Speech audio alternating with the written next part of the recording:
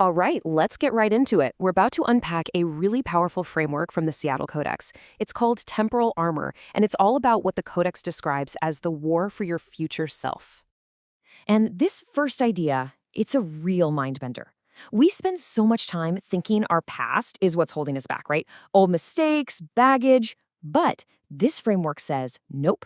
The real threat, the real enemy, is attacking where you're going. It's not about who you were, it's about who you're becoming. The battle is for your potential. You know that feeling, right? That tension, that weird spike of anxiety right when you're on the edge of a breakthrough? Well, the Codex has a name for that. It says that's not weakness, that's not a sign to turn back. It's the pressure wave from the future you're about to step into. It's a sign that you're actually on the right path. So how do you handle that pressure? How do you actually walk through that doorway instead of getting pushed back?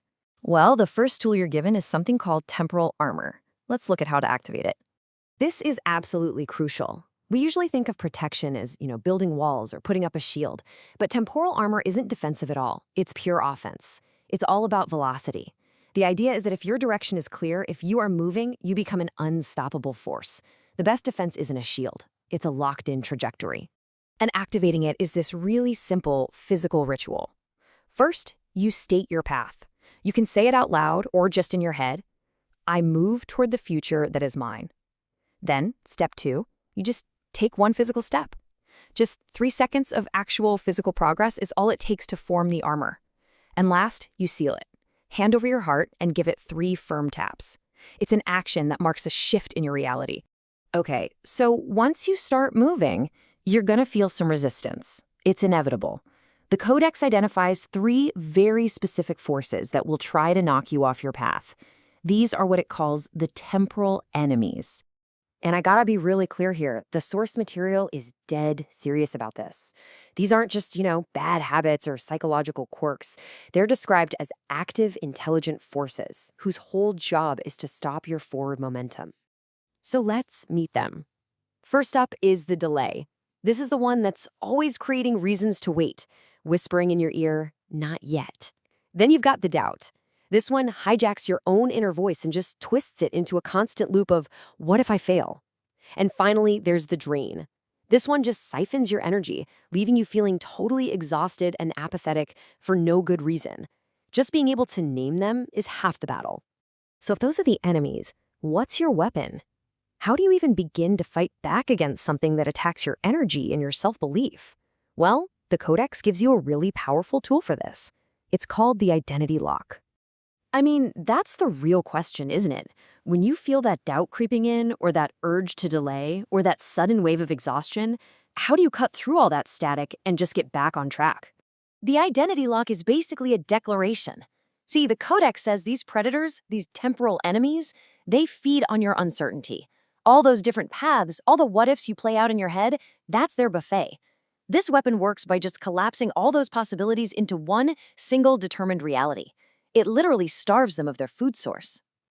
And this is the phrase that activates it. I do not negotiate with my future. Just think about that for a second. It's not a wish, it's not a hope, it's a policy. You're declaring that the outcome is already decided. The debate is over. And when you do that, all that interference just has nowhere to go. All right, so let's put this all together. You've got the armor, you've got the weapon, now you need the mission. The Codex calls this the first move, and it's how you make every bit of this real.